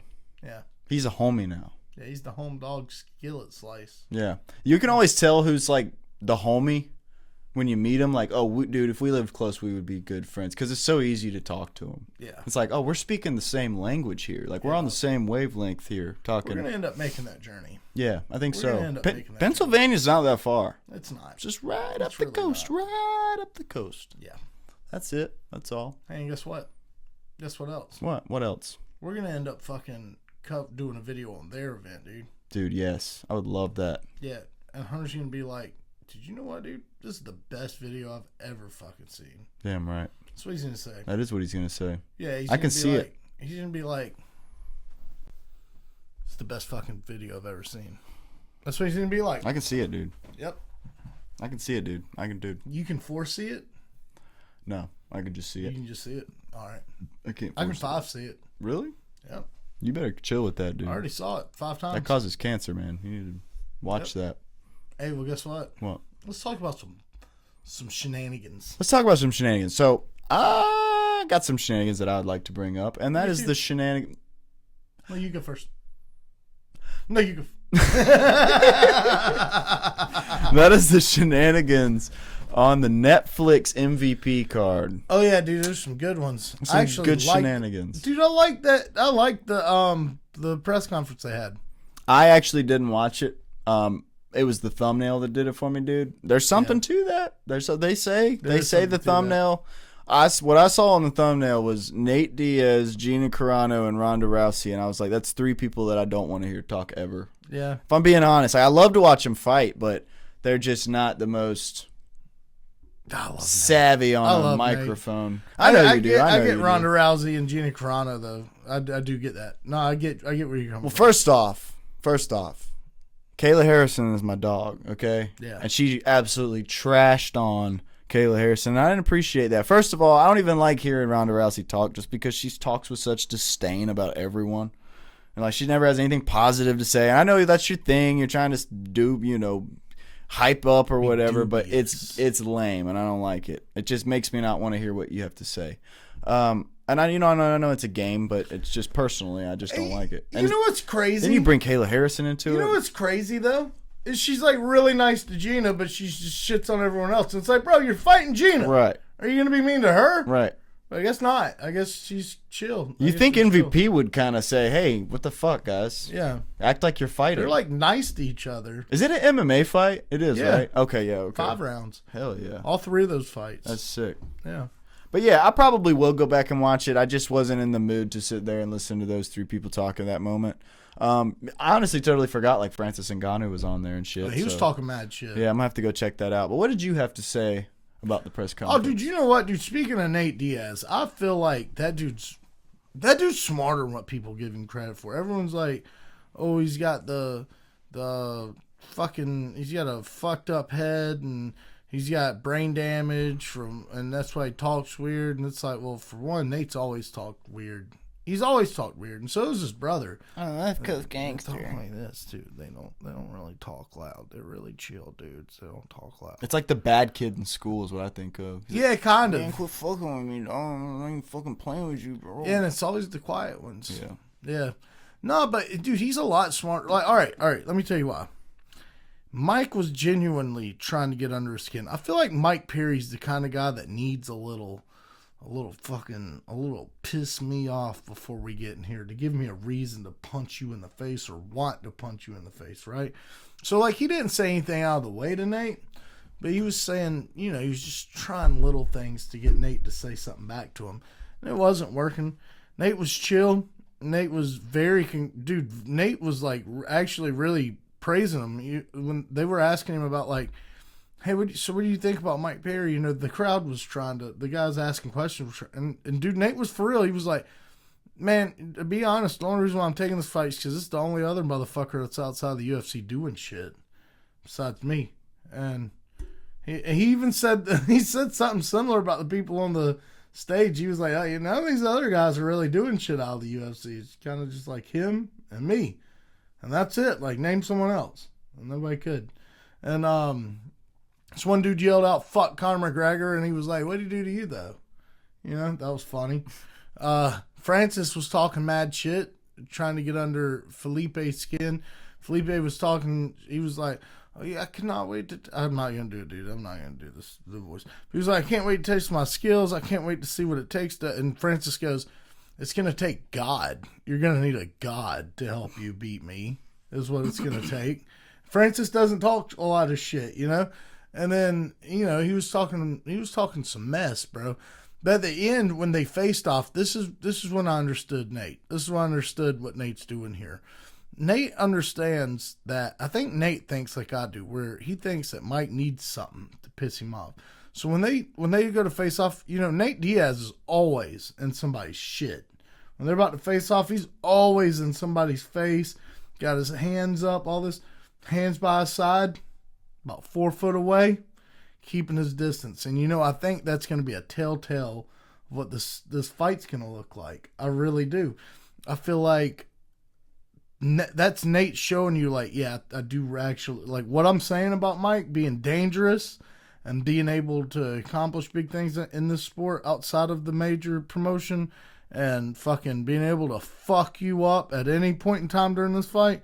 I believe he really believes that. I believe Nate's going to stay at distance, jab him up, and whenever Mike comes in, I think Nate's just going to peel out of it. I don't think he's going to want anything to do with any real clinch work, like maybe some. But Mike's also notoriously pretty nasty in the clinch. So I feel like Nate's going to keep his distance, bro. I really do. And before this I was saying, oh, Nate's taking him down, bro. He's going to try and get him down somewhere or another. I feel like he understands the base difference, the center of gravity difference between himself and Mike. I feel like we're going to see a striking affair. And people like to go, oh, well, Nate can't hurt people. Nate almost knocked out fucking Leon Edwards, who went on to be the champion at welterweight. And he beat up Conor McGregor one time. I have a question, Mr. Nate Diaz fan. Yes. Do we have many examples of Nate Diaz fighting off of his back foot? Meaning walking backwards? Yeah, during Conor. Okay. Conor fight. How'd that go? Both of them. Well, he beat him the first time. And then the second time, it didn't go so good. But, I feel like the UFC kind of set him up for failure in that fight. I was just wondering, because I didn't know the answer. I was just wondering what you thought about that. Because that's what it sounds like you're saying is it's going to be like is that Mike Perry's going to be walking towards him trying to throw haymakers, or maybe just uses bare knuckle. And that's where I'm conflicted. Yeah. I actually feel like Mike Perry might win this. I'm a diehard Nate fan. Dude, I think there's something to going to bare knuckle and getting that technical striking prowess that you need to be successful in that, and then taking that back to MMA. And honestly, we might see a totally different fucking Mike Perry in there, dude. Yeah. He might be like an Ilya Taporia boxer in there. Yeah. I don't know. It's possible. I'm hoping that Nate will grapple with Mike to get the dub, because if they're going to be standing, there's such a huge percentage of a chance that Mike knocks out Nate for the first time. Nate's been knocked out one time by Josh Thompson by a kick that nobody saw coming, especially Nate. But I think that's the only time he's been stopped. I'm pretty sure, Mm-hmm. But yeah, dude, it was a weird watch. You should watch it. I think you'll see what I'm saying. But Nate has fought off the back foot a bunch, and in the end, at the end, leaving the UFC, he wasn't winning a lot of fights. But they do that shit to people that are stars. The UFC doesn't want stars leaving the UFC and going and making other people money. Mm-hmm. Yeah. And that's why they didn't want to do that Tony Ferguson fight, dude. And then he won. That's another one. I think he fought on the back foot during that one, and he won that one. Mm-hmm. But he also was walking away. It's also a clear turnaround walking away. Hey, Carlos Olberg lost his belt. He did. He did. Physically lost it. Yeah. And maybe in the title picture he might have lost it too already. That's a good fucking point, dude, because, when you become the champion and you're already injured, does that really give you a chance to not vacate the belt? Especially with a torn ACL, dude. That was at 9 to 12 months. Yeah. I don't think they're going to let you just hobble around with the belt for that long. Eugene Berryman seems to think, and here's what's confusing to me, because Eugene Berryman doesn't chat shit. He's a very straightforward, blunt individual. He doesn't just beat around the bushes. He used the Dan Hooker phrase and was like, pretty sure it's just a scratch. And the guy interviewing him, I can't remember who it was. I think it was Ariel Helwani. It was like, dude, but that's an ACL. And he's like, yeah, but I'm pretty sure it's still just a scratch. So it's like, I don't think so. I don't fucking think so, bud. That's more than a scratch. But, hey, bro, Carlos was walking around on it all night. He went to that was Eugene's point. He was like, and Eugene's a strict fucking coach, by the way. So he probably, hear me out. What Eugene said was, listen, he was good enough to go party on it afterwards and get drunk, so he can fucking fight. And that's probably his real thinking on it. Maybe Carlos was just out there manning through it because, dude, just won the fucking championship, blah, blah, blah. No, Eugene saw that shit, was like, yeah, but you can still fight. Yeah. So say no more. See you in the gym. Yeah. Monday. See you Monday. Bitch. Exactly. We got any other fight news? Well, we got Conflict MMA going down at the South Carolina State Fairgrounds, April 18th at 5 p.m., baby. Don't fucking miss it. It's going to be dope. Don't. It's going to be submissions, knockouts. There's going to be decisions too, probably. But they're going to be really cool ones, though. Yeah. Plus, we're going to be there. Y'all, we got 19 fights on this card. Okay, so you're getting your $40 worth. Dude, and I'm hosting the weigh-ins. And he's hosting the weigh-ins. And I'm recording them. It's going to be fucking sick. Yeah. It's going to be pretty nasty. Fucking sick. So we're getting exclusive red carpet treatment down at the fairgrounds, about 10 minutes up the street, where I've been going to the fair since I was a kid. Pretty sick. I don't know if any of us red carpet treatment like Hunter would get. Well, it's like an orangish carpet. It's not totally red, but it's they trying to make it red. It could be, though, because they said we could stand on the side of the cage and video and shit. Where else do you get to go? Some would call that red. I would call that red, actually. Some would you call know what? that red. I take it back. It's as red as your shirt. Well, the Odd Boys are taking over nonetheless. So if you guys want to be a part of that, Just come to the fairgrounds Saturday, 5 Come p.m. check it out. Bring $40. Bring $40. Or, you know, if you have your girlfriend, bring $80. Yeah. You know?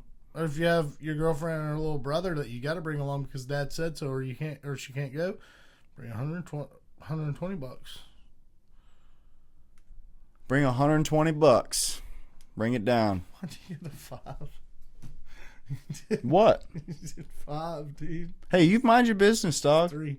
You know I got to do the German 3 because my fingers messed up. Look, I got to do that. Doesn't look like a good 3. So It doesn't. I can do that right there, but not with this one too good because my tendons are messed up in the hand. That's not too good. So do that. That's not too good, man. It's not. No, German 3. German 3. I've never done a German 3. That's Never. a German 3. I always.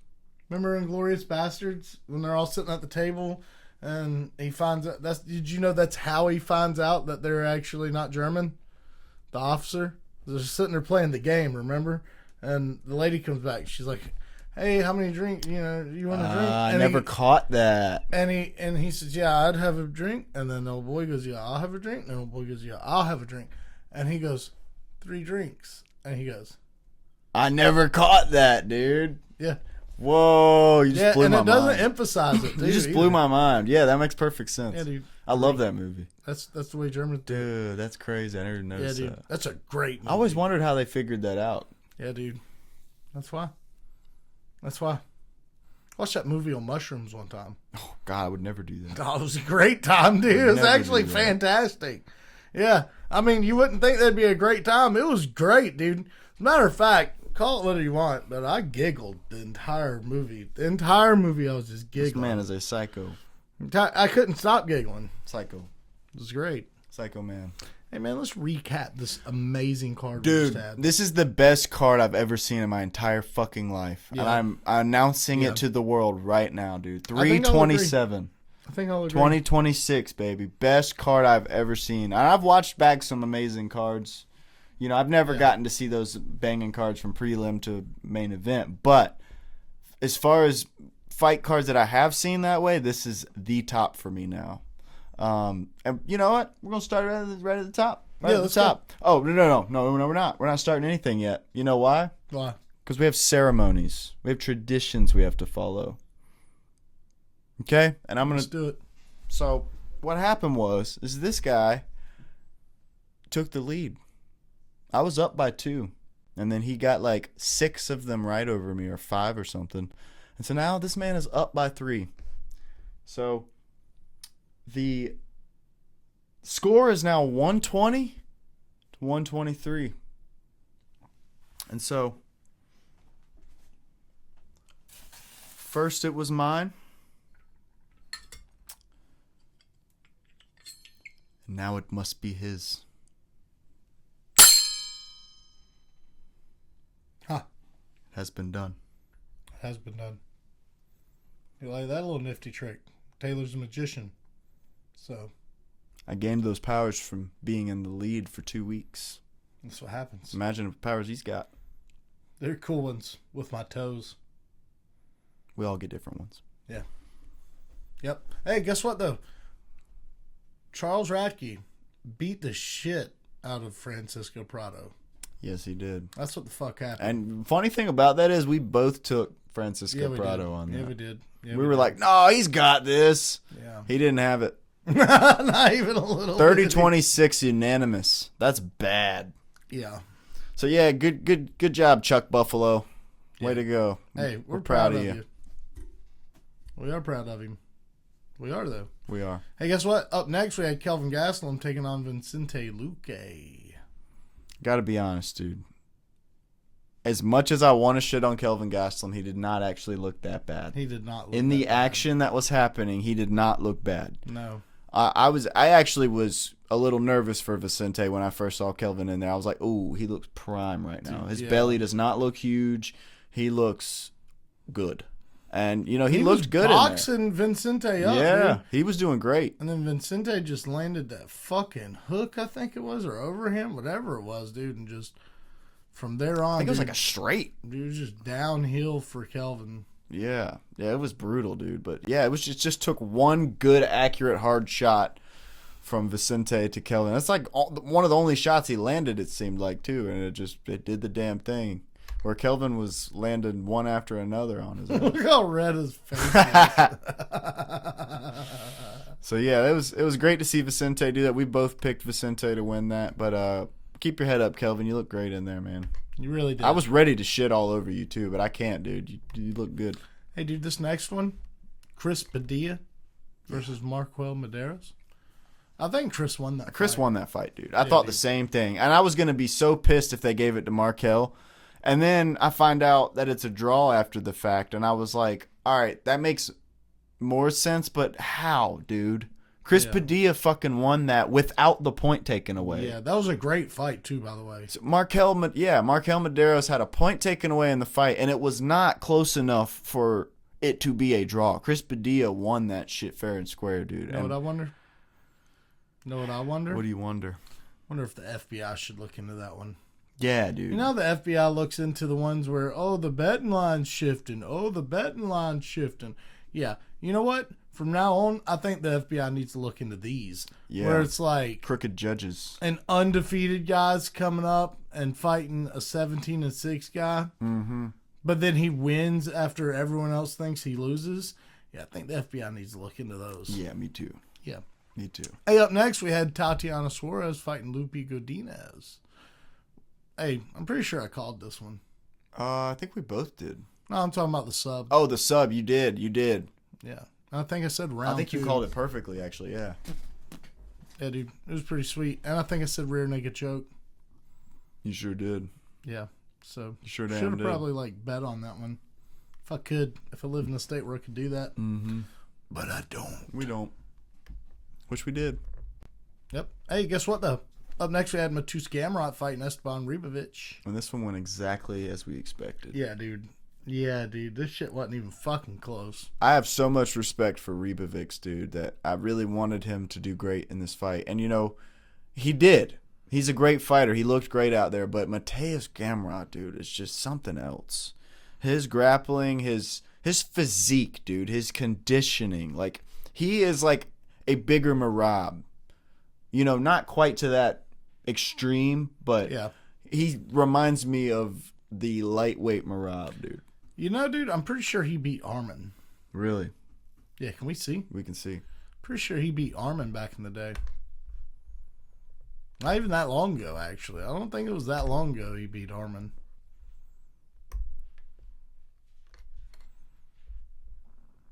Well, it was a long time ago if it was. Oh, I saw it there for a second, motherfucker. dude. Armin's, yeah. Dang, unanimous decision, dude. Look at that record, dude. Jeremy Stevens, Diego Ferreira, Armin Sarukian, lost to Benil. That's and so funny, dude. 2022. How do you Benil. fucking beat Armin and then your next fight you lose to Benil? Yeah, but dude, Benil was fucking people up. Then he beats Jalen Turner, beats Rafael Fiziev, beats RDA, loses to Dan Hooker, beats Ludovic Klein. Like, what? That one's just thrown the fuck in there. Loses to Charles Oliveira, beats Ribovic.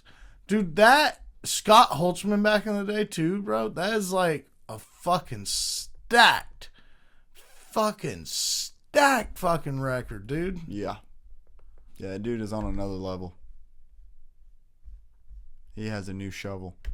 Hey, dude, guess what? What?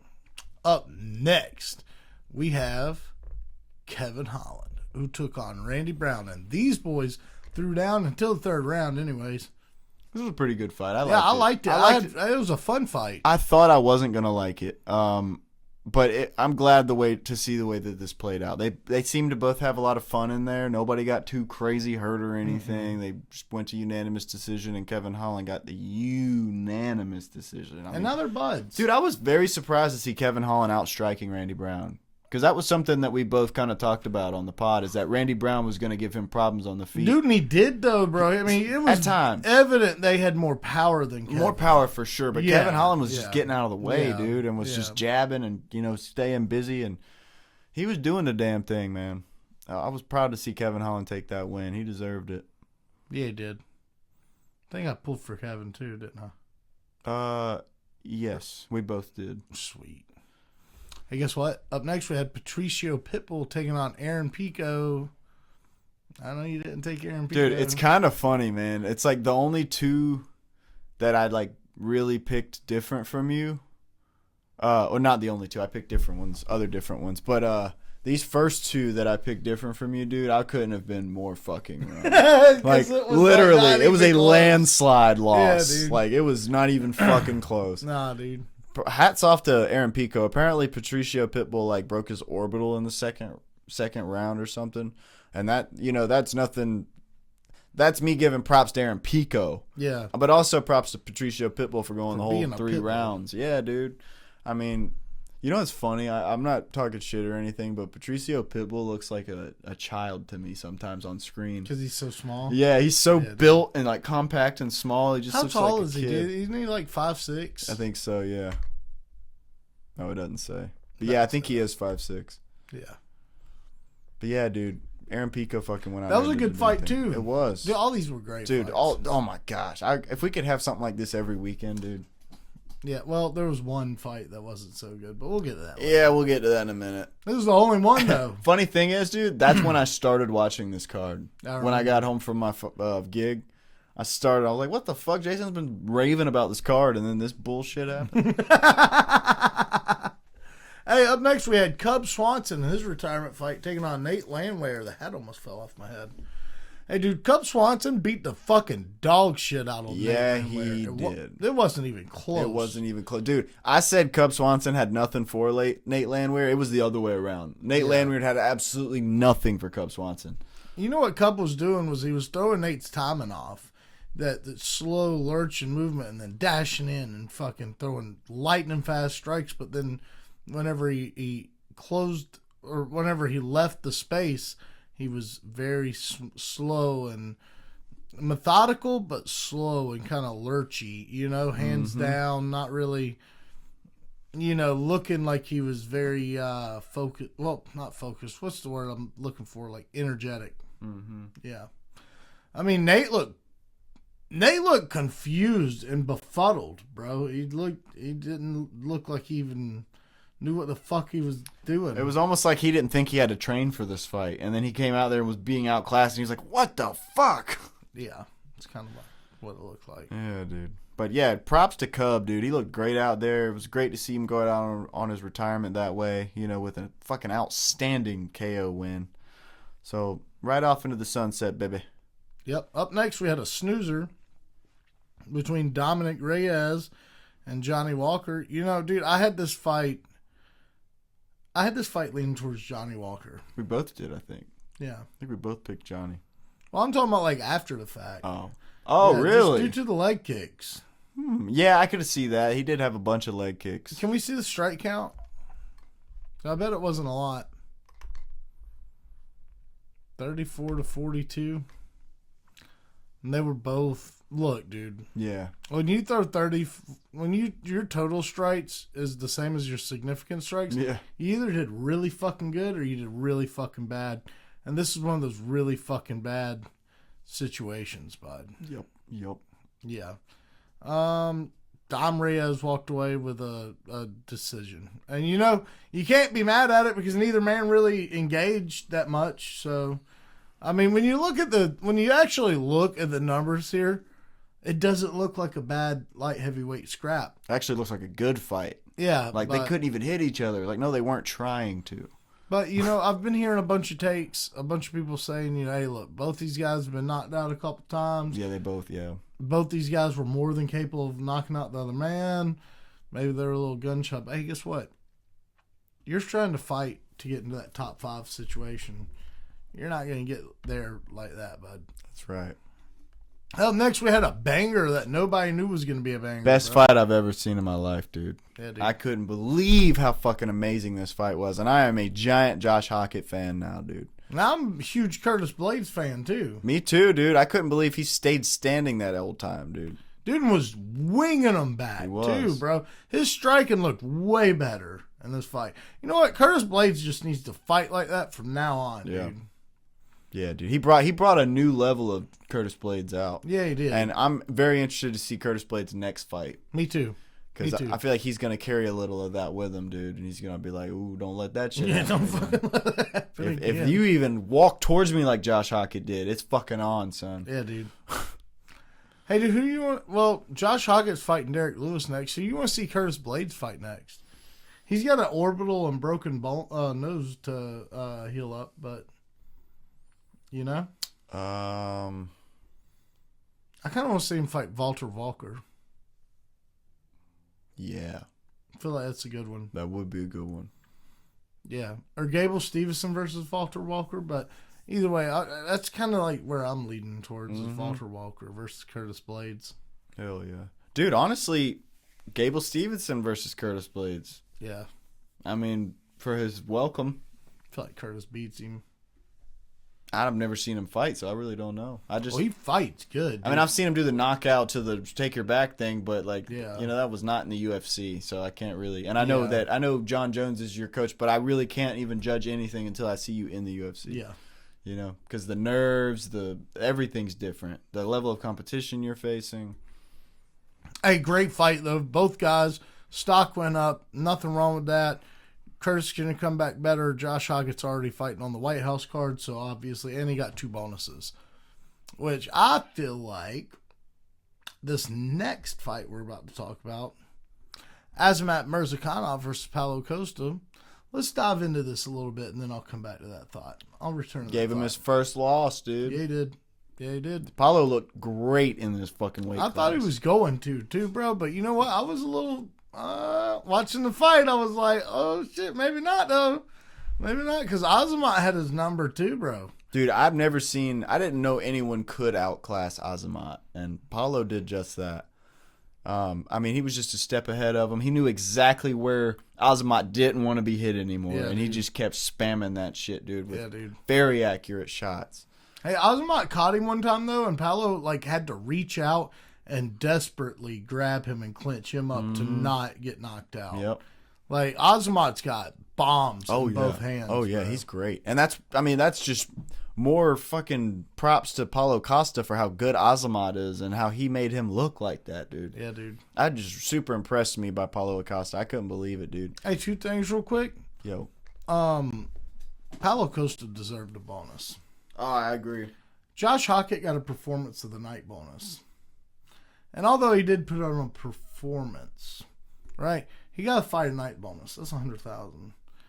I believe Paulo Costa got a finish, which Josh Hockett didn't, and that should be more significant, especially with who he's fighting, the undefeated Russian destroyer, which Curtis Blades is a great competitor. I'm not trying to take from Curtis when I say this. I'm just saying Paulo got a finish and Josh didn't. Yeah, no, you're right. You know what I mean? You're They should right. pay that man. You're right. He's I think upset they should about both it. get it. Yeah. They could both get it. You know what I mean? Yeah, I remember I saw him post on social media saying, "You have my bonus." Yeah, they're talking shit, dude. Yeah. I wouldn't mind seeing Paulo Costa versus Josh Hockett. Me neither. Who do you want to see Paulo fight next, though, realistically, like in the light heavyweight division, unless it's Josh Hockett? You want to know? I got a couple names. I mean, honestly, I'm going to see Khalil versus dude, maybe Yuri. Yuri. That's one of my guys. And then we'll see Jamal Hill, Yuri, or Khalil versus Paulo Costa. Dude, Khalil versus Paulo would be so good. That's a great fight. I see Paulo winning that, but I see Khalil giving him a run for his money, Oh, dude, I could see Khalil winning that too. Really? Yeah, those body kicks, bro. Well, I don't know if And he's been training with Hamza. I don't think Khalil would beat Azamat Murzakanov. That's the thing. That's the way I'm kind of looking at it. And seeing Paulo do that to him makes me feel like Paulo could go out there and fucking fuck up that dude.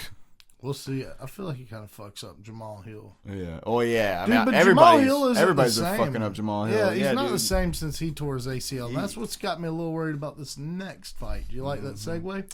I did. Yeah. When Yuri Prohaska took on Carlos Solberg for the vacant light heavyweight belt, which might also still be vacant, maybe. Dude, I think you might have just put some black magic juju on Carlos Holberg. Bro, it's the truth, though. Saying that he just started his championship the same way Jamal Hill did. Bro, all these light heavyweight champions started like that. Yuri, he hurt himself, had to vacate the belt. Oh, that's Jamal comes and get right. it. That's right. I forgot about that. So John Jones vacates. Yep. Yuri fights for it. He wins. He gets hurt. Then Jamal fights Glover. He wins. He gets hurt. Then Glover. Oh no, Jan Blachowicz had it before Yuri. But anyways, dude, that belt's cursed. That division's cursed. And ever since DC left, it's not been the fucking same. Oh, but this fight though. Yeah. Carlos Ulberg, dude, is the beast that we thought he was. Yeah. I had Yuri winning this. I believe you had Carlos. I did. I didn't think it was going to happen like that. I figured the strike they hit Yuri with was going to be it.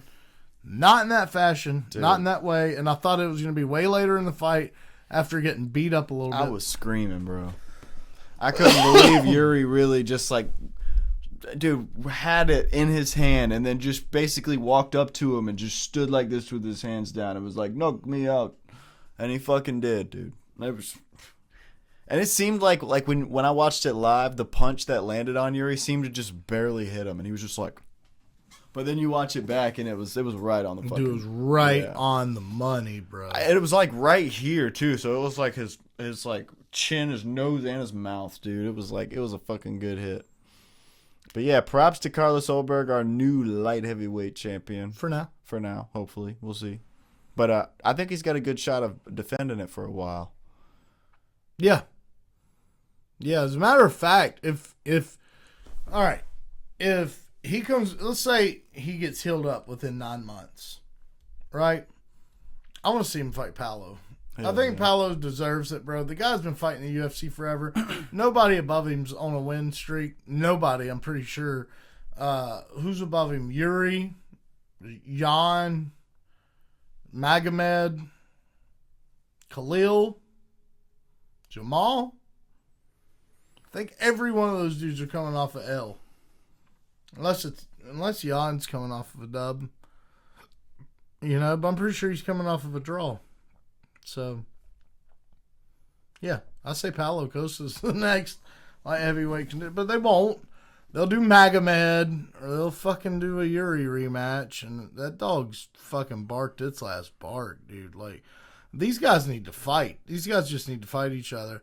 I say do Yuri versus, like, Magomed, because he's ready to go. Magomed's ready to go.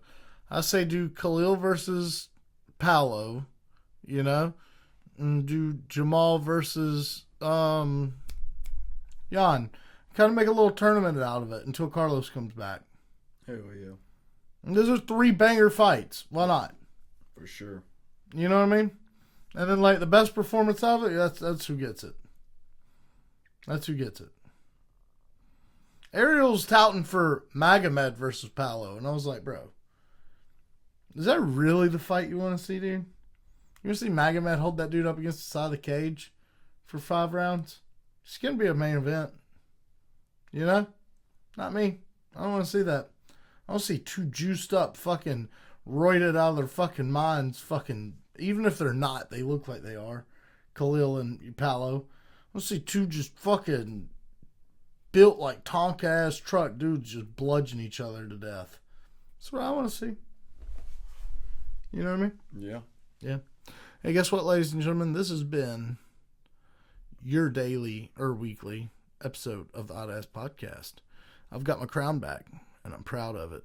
I ain't going to let it go no time soon.